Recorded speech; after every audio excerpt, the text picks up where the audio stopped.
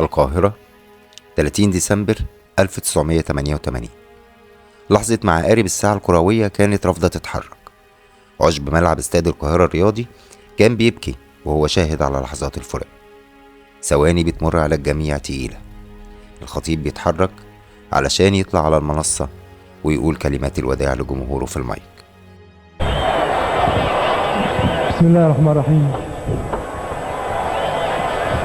بسم الله الرحمن الرحيم.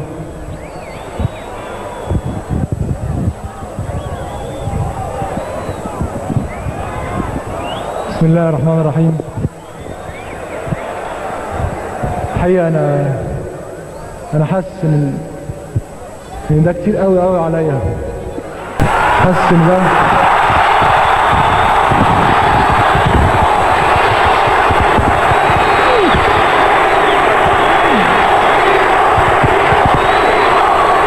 الجمهور بيهتف: لا يا بيبو، لا لا، ملكش حق.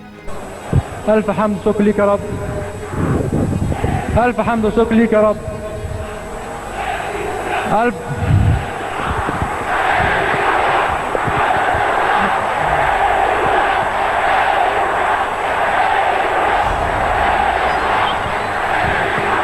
مئة ألف في استاد القاهرة في مباراة اعتزال، حدث فريد من نوعه، وكأنه لسه فيه أمل يغير قراره.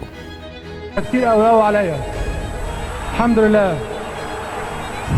بذكر بلدي وبذكر تراب بلدي اللي انا اتربيت عليها. بشكركم جميعا. بشكركم جميعا. الف شكر. الف شكر. الف شكر. الف شكر. شكر قوي.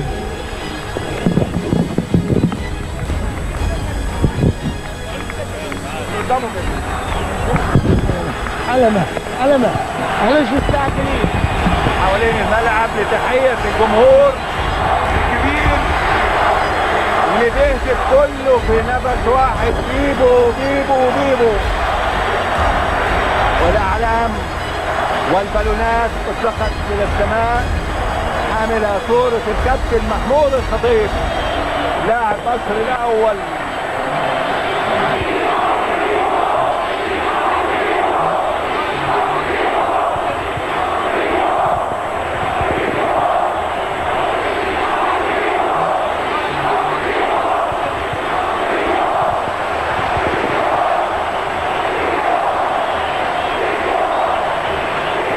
ومن هنا تبدأ الحكاية وتبدأ غنوة الأهلوية وسيرة وطن.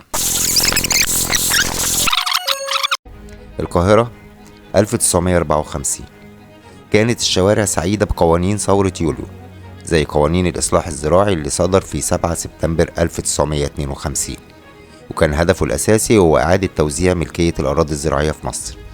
ورغم الانتقادات اللي بيتم توجيهها حاليا للقانون ده وإنه السبب في تفتيت الأراضي الزراعية، إلا إنه كان بيعالج مشكلة كبيرة جدا للمجتمع الزراعي المصري. وكفاية أقولك إن إيجارات الأراضي الزراعية في مصر سنة 1950 كانت 5 أضعاف الإيجارات سنة 1938، وده كان بسبب المرابين والوسطاء واستحواذ طبقة معينة من كبار الملاك على الأراضي الزراعية، لدرجة إن أكتر من 1.5 مليون أسرة مصرية في الأرياف كانت لا تمتلك أراضي زراعية سواء تمليك أو إيجار، وكانوا من المعدمين حرفيا. وبالتالي فرحتهم كانت لا توصف بقانون الإصلاح الزراعي وتمليك الفلاح المصري من 2 إلى 5 فدادين يسدد ثمنهم على 30 سنة. يجي على دارنا ودحلو ذكرنا وشوالو يجي بس الولا يجي. كانت الأمور هادية لغاية فبراير 1954 لما تقدم اللواء محمد نجيب رئيس الجمهورية باستقالته. الخلاف بين محمد نجيب ومجلس قادة الثورة بترجع جذوره لقبل سنة 1954، ويمكن كمان قبل قيام ثورة يوليو نفسها، وكان خلاف حتمي ولازم ولا بد هيحصل. قبل الثورة بشهرين ثوار يوليو من الضباط الأحرار وجدوا نفسهم في أزمة إن رتبهم العسكرية صغيرة، وده كان كفيل بالقضاء على الثورة، وكان لازم يدوروا على رتبة عسكرية كبيرة. وقع اختيارهم على اللواء محمد نجيب، الراجل اللي معروف عنه حسن السمعة ونظافة اليد. فعلا تم تكليف محمد نجيب بعد قيام الثورة برئاسة مجلس قيادة الثورة ورئاسة مجلس الوزراء، بس كان بالنسبة للضباط الأحرار رئاسة محمد نجيب هي رئاسة شرفية، إنما كان بالنسبة لمحمد نجيب هي رئاسة فعلية، ومن هنا بدأ الخلاف. الضباط الأحرار كانوا بيجتمعوا في اجتماعات بعيدة عن محمد نجيب، يتفقوا على القرارات، ولما يجوا اجتماع مجلس قيادة الثورة برئاسة محمد نجيب كانوا بيعرضوا الموضوعات ويعرضوا رأيهم وقراراتهم بالأغلبية.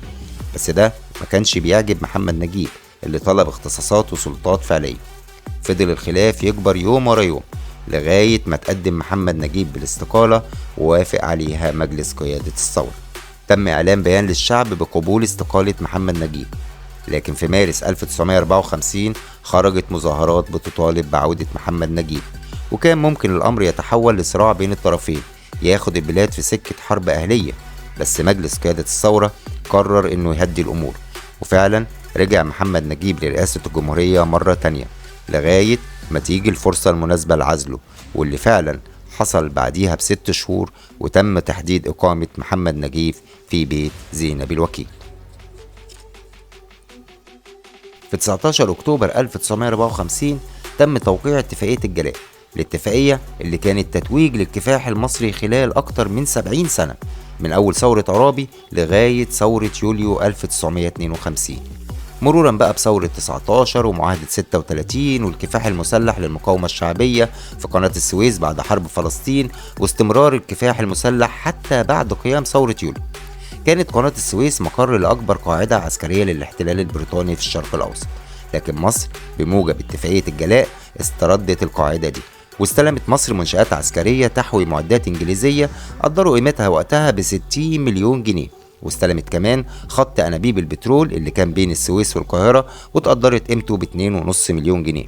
وفضلت قناة السويس هي التحدي الأهم اللي مصر هتدخله علشان تستردها كاملة بعد اتفاقية الجلاء.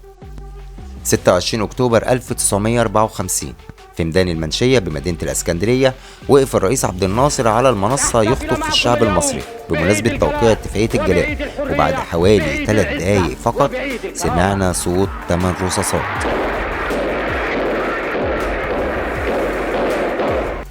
ورغم كده عبد الناصر لم يتوقف عن الخطبة وفضل يصرخ بأعلى صوت: أيها الرجال فليبقى كل في مكانه. كان المتهم في الحادث هو محمود عبد اللطيف محمد، وده بينتمي لجماعة الإخوان المسلمين، كان بيشتغل سباك في منطقة إمبابة، ومن يومها بدأ الصراع بين عبد الناصر والإخوان المسلمين. تم الحكم بالإعدام على المرشد العام حسن الهضيبي، بس بعدها تم تخفيف الحكم عنه إلى الأشغال الشاقة المؤبدة. طول الوقت كان الإخوان بينفوا الحادث وبيقولوا إنهم ما حاولوش يغتالوا عبد الناصر، وإن الحادث بتاع المنشية من تدبير عبد الناصر نفسه، وده كان علشان يكسب نفسه شعبية ويقضي على الإخوان. على الجانب الآخر كان الناصريين بيأكدوا إن الحادث من تدبير الإخوان فعلا، خصوصا وإن سبق اتهامهم قبل كده بالاتفاق مع محمد نجيب على الإطاحة بالضباط الأحرار وعودة الجيش لسكناته العسكرية، وبعدها ينقضوا هم على الحكم تحت شعارات الديمقراطية، وده كان علشان ليهم أرضية في الشارع المصري والأرياف بحكم ميل المصريين للتدين وأهل الدين وكل من يتحدث بالدين. فضلت الاتهامات بين الطرفين لغاية سنة 2006 لما استضافت قناة الجزيرة في برنامج الجريمة السياسية اللي اتذاع في 22 و 29 ديسمبر 2006 أبطال الحادث، واعترفوا أنهم فعلا خططوا للحادث تحت إشراف قيادات الجماعة. كمان قناة إكسترا نيوز أذاعت مؤخرا تقرير استضافت فيه خليفة عطوة أحد متهمي حادث المنشية، واللي حكى كل تفاصيل التخطيط للعملية بعلم قيادات الإخوان. بس في النهاية تفضل الحقيقة المؤكدة في اللي حدث متروكة للتاريخ.